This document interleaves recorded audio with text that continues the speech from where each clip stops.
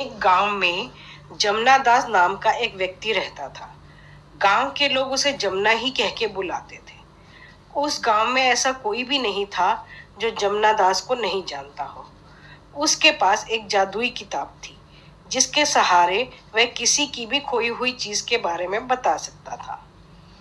गांव में बहुत से लोगों ने जमुना दास की मदद से अपनी खोई हुई चीजें वापस पाई थी।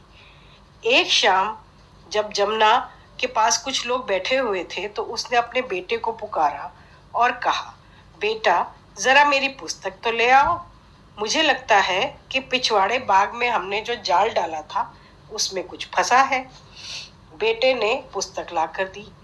कुछ देर जमुना दास ने पुस्तक के पन्ने पलटाए, फिर कहा, बेटा जाके रात्रि के भोजन के लिए ले आओ, हमारे जाल में एक मुर्गा फंसा है। जमुना का बेटा जब मुर्गा लेकर लौटा तो लोग बड़े प्रभावित हुए कि देखो जमुना कितना ज्ञानी है। एक दिन जमुना के पास एक धोबी आया, बहुत घबराया हुआ था। बोला, मैंने राजमहल के कुछ कपड़े धोकर सुखाए थे, वे मिल नहीं रहे हैं। आप जरा अपनी किताब देखकर बताओ ना, डर के मारे मेरी तो जान ही निकली जा रही है। चिंता मत करो, मैं कोशिश करता हूँ, कहकर जमुना अपनी जादुई किताब लेकर बैठ गया। थोड़ी देर में उसने कहा, ज्यादा दूर नहीं, जहां तुमने सूखने के लिए डाले थे उसके नजदीक ही बड़े पेड़ की डालियों पर देखो। बताई हुई जगह पर कपड़े पाकर धोबी तो निहाल ही हो गया। उसने सभी से जमुना की बहुत प्रशंसा की। दरअसल सब कुछ मालूम इसीलिए हो जाता था जमुना को क्योंकि यह सब करवाता उसका बेटा ही था। कभी किसी के कपड़े गायब कर दिए, कभी किसी का मछली का जाल छिपा दिया, किसी के दड़बे से मुर्गी निकाल ली। फिर आकर वह पिता को सब बता देता था और जब लोग परेशान होकर पूछते थे तो वह अपनी जादुई पुस्तक उलट पुलट कर सब बता देता और प्रशंसा बटोरता। बाप बेटे यूं ही ये सब मजा लेने के लिए करते थे।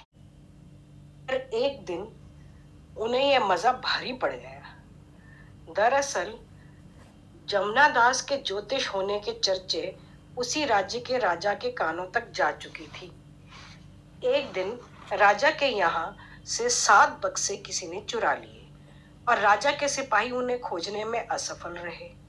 ये पता ही नहीं चल रहा था कि बक्से किसने चुराए।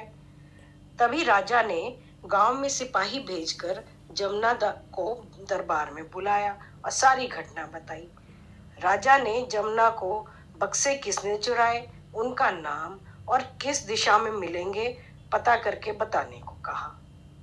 अब जमुना तो घबरा गया और उसने राजा से 7 दिन की मोहलत मांगी। अब घर आकर तो वह सोच में पड़ गया, करे तो क्या करे, किसको बताए कि उसके पास कोई जादुई किताब या ज्योतिषी की जानकारी नहीं है। यह तो सब एक ढोंग था। मोहलत के दिन एक एक कर बीतते चले गए। 6वां दिन भी आ गया। कुछ सूझ ही नहीं रहा था कि क्या करे। घर के सदस्यों ने इस कड़वे सच के लिए अपने आप को तैयार कर लिया कि जमुना के जीवन की बस कुछ ही घड़ियां शेष हैं। रात के खाने पर उसने सोचा, शायद यह मेरा जिंदगी का आखिरी खाना हो। उसने पत्नी से पराठे बनाने के लिए कहा। खाना परोसा गया तो जमुना को कहाँ भूख थी। उन पराठों में ही खोट निकालने लगा। यह तो मोटा है, यह छोटा है, ये काला है, ये लंबा है। इस तरह से वो बस कमियां ही निकाल रहा था। उसी वक्त उसकी खिड़की के पास बातें सुनने के लिए एक नहीं, 2 नहीं, पूरे 7 व्यक्ति छुपे थे। दरअसल यही वो चोर थे और जमुना की ये टिप्पणियां उनके होलिये पर हूबहू लागू हो रही थी। जमुना की जादुई किताब के बारे में उन चोरों ने भी सुन रखा था। वे सब डर रहे थे और उन्हें यकीन था कि जमुना उनके बारे में सब पता लगा ही लेगा। इसीलिए सब यहाँ इकट्ठा होकर जमुना की सारी बात सुन रहे थे। उन्होंने जब अपने हुलिये के बारे में सुना तो यकीन हो गया कि जमुना उनके बारे में सब जान चुका है। उन्होंने उसके दरवाजे पर दस्तक दी।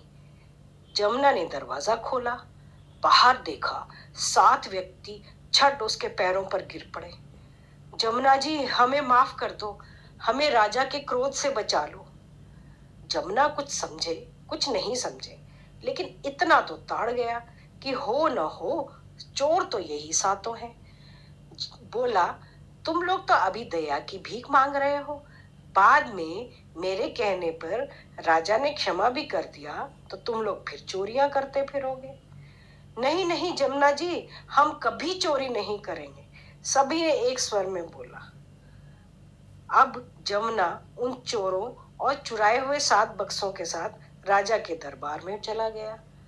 चोरी हुए बक्सों को देखकर राजा बहुत खुश हुआ।